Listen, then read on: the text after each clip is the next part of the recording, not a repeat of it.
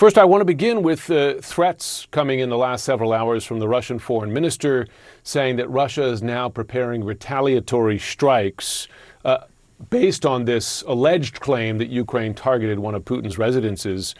How much concern is there in Ukraine tonight that the waves of attacks will only grow?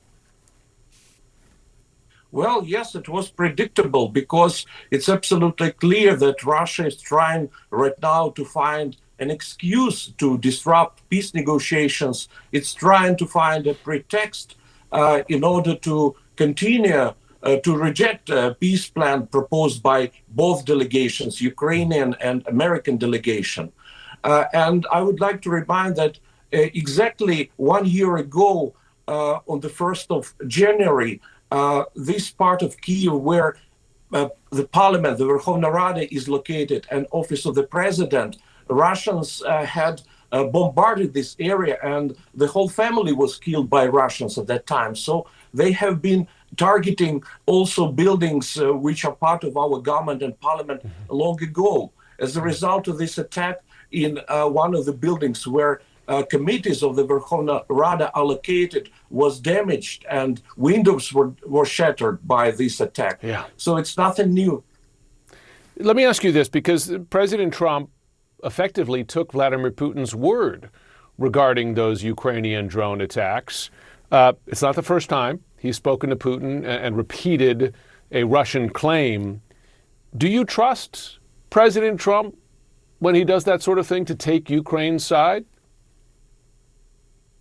Well, I still believe that President Trump will be on the right side of history, that he understands who is the victim of the aggression and who is the perpetrator, who is the aggressor. And it's morally important, morally right to be on the side of the victim and to support the victim, not to align himself with the aggressor and not to put pressure on the victim of the aggression in an attempt to make it surrender.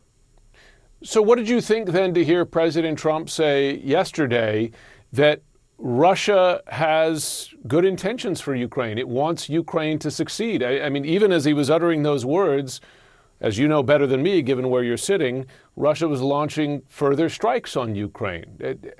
What was your reaction to hear those words from the president? Well, first of all, I honestly believe that President of the United States, our true ally and our true friend, I mean, as a country, he wants Ukraine to succeed. I believe in that. But as for this phrase, you know, I was watching very closely the press conference given by the President Trump and our President Vladimir Zelensky, and I was shocked by these words because to me, as for many Ukrainians, for all Ukrainians, it sounded absurd. It's like, you know, during the Second World War, saying something like Hitler wants Poland to succeed. And, you know, Russians have already killed more than at least 660 Ukrainian children, and how they are supposed to succeed. That's why, to me, these words, I don't understand them. And the point is that I understand that President Trump is considering an opportunity to come to Ukraine, and he will be very welcome. And he needs to come to Ukraine to see for himself what's going on and who really wants Ukraine to succeed and who is killing Ukraine.